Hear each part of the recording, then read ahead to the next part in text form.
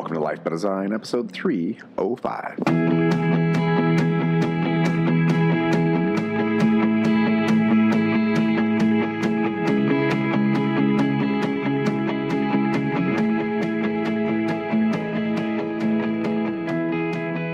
Welcome to Life by Design. I'm your host, Dr. Jamie Richards, and I'm joined today by my colleague, Crayshow Jug.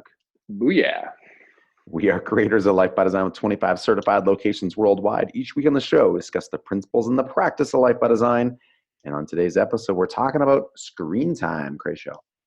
Screen time. Sounds like a song. Screen time. Reminds me, we just got back from Nickelodeon Resort with the kids, and they had to do this. You know, it was really good. It was all very branded and good that way, and a lot of memorable marketing type things built in. And one of the things was getting slimed, and every time you get slimed, there's a big long song, and they're like, slime, slime now. And honestly, if you say to Scotty, you're like, scream and shout, she'll go, slime, slime now. So it's already programmed in. So it's funny how that happens, especially with music. Music's a great way to do that, hence jingles and commercials. And hey, marketers are not too, they know what they're doing. Just to stop you right there, let's be clear. Ari's in Montessori, and most of the lessons, at least the lessons around facts, are taught in songs, right? Mm-hmm. So he knows the songs around the provinces of Canada. He knows a song around the continents of the world, because this is the way that kids learn, right? Like this is not rocket science. This is just the way the brain works. Well, it kind of leads us to the topic of today is, you know, a headline that you would come across is screen time altering the brains of our children. And of course, you know, most people read that like, oh, screen time's bad and we need to get our kids off screen time. It's affecting their brains. And, you know, the conversation we had in the pre-show was really about, well, of course it's affecting their brain. Everything affects their brain. The question is it good or bad? Right. I mean, exercise affects the brain. Yes. Conversation affects the brain. Fish oil affects the brain. Everything does affects the brain. And so the real question is screen time good or bad for the brains or the health of children? And looking at the study, 11,000 kids, 9 and 10-year-olds throughout the U.S., sure, there was MRI differences in the brains of kids who were using screen time for more than 7 hours a day, which, I mean, that's insane, but apparently it's being done. And children who had more than 2 hours had lower scores on thinking and language tests. And again, number one, you got to read the headline, right? Number two, the question is this bad for us? And number three, sure, there might be a correlation here in a relationship. The question is screen time bad for these kids, or do kids who have generally lower scores and thinking skills tend to gravitate more towards screen time? You can't tell with the study because that's not what it's intended to do. But as a parent, you know, the conversation today, Crayshow, and I'll pass it off to you, is really about parenting. It's about reading not just the headlines. And here's the point, 7 hours of anything in a day, if you're a kid, is probably not good because it's stopping you from doing other things that you need in order to develop yourself and develop your health and brain and meet other requirements. Yeah, so again, we need to always create context for what we're talking about. My purpose as a parent is to create a independent, strong child who is, you know, willing to step into the world and be happy. So that's my goal. I'm fully okay with my children spending time on a screen. It is far from their life, but it does happen. They enjoy it. They have their shows that they watch. They have whatever it is that they watch, and I'm good with it. As did we when we grew up. Of course, like this is the context that we're dropping, right? So we're the generation where we're looking at this, you know, and we're like, oh my God, kids spend too much time, you know, in front of the TV. I fully remember coming home from school at 3:00 and spending from like 3 to 8, you know, watching the Cosby Show and watching Transformers and G.I. Joe. And I'm sure my parents thought, you know, that my brain was going to rot out of its head. But, you know, again, I think there tends to be in general a demonization of technology, especially to kids. Mm-hmm. Now, that's not to say that you should, you know, go ahead and park your child in front of an iPad for 8 hours a day, which is what we're going to get into. But again, I don't, to be honest, I don't know I think most families allow their child some type of interaction with technology. I don't think it's a great idea to keep technology away from your child, especially since this is the way that the world is going. Again, we're looking at, you know, things that are making, I think, a positive influence on our health, on our life, and on our quality of life. And I had this conversation earlier today, but, you know, I think our life and opportunity are much greater today, 25 years later, than they were 25 years ago.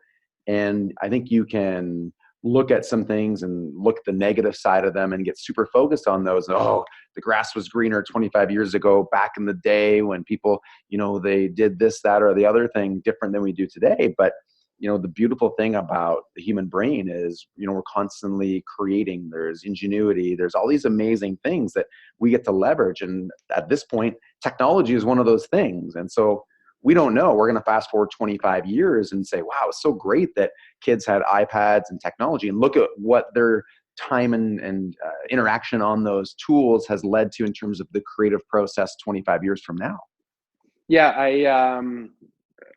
sorry, I had a thought, but I lost it because I was listening to what you were saying. So sorry, just keep talking, and it'll come back to me.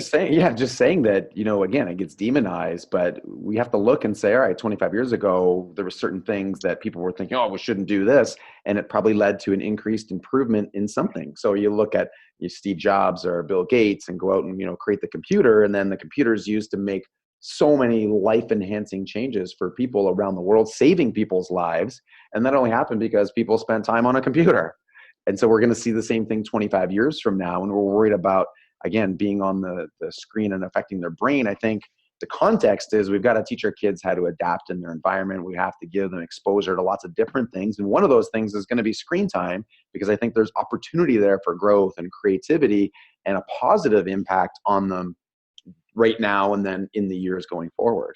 Sure. I mean, I think oftentimes with articles like this, we get, and I mean, it's true, it's true that we're spending more time in front of these devices. But what I was going to say is, number one, that technology or screen time, and what these articles do sometimes is they like to enmesh social media, which is a completely different phenomenon altogether than spending time in front of a screen. And I mean, I think we can talk about social media maybe a little bit in this context, but it's not the same thing. Whereas, like, when my kids, are spending time on a screen, they're watching YouTube, or they're watching a Disney movie, or they're watching something where they're consuming content. Versus when you're older and you're interacting with social media, there's different games at play here, right? Like, there's the self-esteem and the likes and how many people are paying attention to you. So it's a completely different ballgame. And I think it's a big mistake to kind of mesh the two together. Yeah, no, I think so. And I think, I think exactly that. I mean, you could be on a computer creating, or you could be spending time on social media doing things that are probably less to do with the creative process. And I'm not saying there's no value in being on social media and so on, but again, as we're posting this to social media, well, that's my point. There's right? Lots of value. There's tons of value, but I think you're right. I think you do need to separate the two and differentiate those. Sorry, I remembered what I was going to say. My thesis on this is that technology has been, because it's been so rapid and so fast, it has been a great exposure. It exposes our culture versus creating all these different things. I think the fact that so many people can go to a place now, Facebook or Instagram, and they can talk about the fact that they're struggling mentally. They were struggling mentally before Facebook ever came into the picture. Right. Now they have an avenue where they can talk about it, post about it, and they can actually connect with other people who are, it doesn't just create alienation or expose alienation. I actually think that it creates community and support for one another, because I remember feeling lonely as a teenager. I had nobody to talk to. I thought I was the only one. Right. But now you can go online and these things are becoming acceptable to talk about online, and people who are not, jerks, or who are not rude, or who are confident, will actually reach out, and you can make legitimate connections with people who feel the same way. Yeah. No, I mean, again, it's so easy to look at the negative side of things. And again, it's no different than it was 10 or 20 or 30 years ago. We're the same people. Human nature hasn't changed. That's correct. Right. It's just some of the tactics have changed and how it gets applied has changed. But, you look at school bullying or things along that line. There was school. We got bullied. There's school bullying when I went to school. There was people getting picked on and so on. And so it's a different form of it today. And then again, we know more about things than ever before. You see it more. It's kind of like violence. There's been those studies that look at, hey, is it more violent today, or do we just know more about the violence that exists, right? The violence existed 50 years ago. We just didn't see it as much because we didn't have social media, and we didn't have, 24-hour news channels and so on. And so we're not saying that this behavior is okay. No. Right. But the fact that there's more attention brought to these topics, I mean, this is where one of those things, I know in the past, like, we've talked about the awareness campaigns. I don't think awareness campaigns necessarily are great for solving a problem, but at least they bring attention to the problem. So more people talking about a topic and more people being aware that this is a thing that's happening around the world is a great way for, like I said, well, look at, just as an example, look at the Me Too movement. Sure. It's a great example. You're talking about like millions and millions of people who are now getting exposure to, something that was so underground and was really something that people didn't know about at this level. And you can't say that it hasn't had a positive influence on a lot of people's lives, knowing that they're not the only ones who've, been through those situations, and now probably support groups coming from that. And just, I think, a greater awareness about, the interaction between two people and what's acceptable and what's not acceptable, regardless of the position of power that you're in. Sure. So, to start talking about the point, because I think we made a great point about social media and the positive effects that it's having. But the point of screen time in general always comes back, in my opinion, to the responsibility of the parent. You are parenting a child, which means that you are the one that's responsible. YouTube cannot raise your child, and Google cannot raise your child. You have to raise your child. You have to be a role model. You have to make opportunities that happen outside of screen time in a situation where the child wants to do it. My kids don't want to be on the screen all day because there's other fun things that we do as a family. They have other interests, already starting to make friends at school. They like to play with Andy and Scotty. These are things that we plan, that we look forward to. So the best way to balance time on the screen is to parent your child and to have other activities available for them to do. Oh, it's funny. It reminds me of The Cable Guy. Great movie, and how he was parented by the TV growing up. And again, side note, but great movie if you haven't watched The Cable Guy. So, of course, I lack context, but my initial gut reaction when I hear over 7 hours of screen time a day, I find that hard to listen to. Just like it would be hard to listen to, a 9-year-old playing hockey for 7 hours a day. Right? We know that if you're in competitive hockey in the summertime, or when you're not on the ice, you're doing many other things to try to counteract the amount of hours spent doing these things.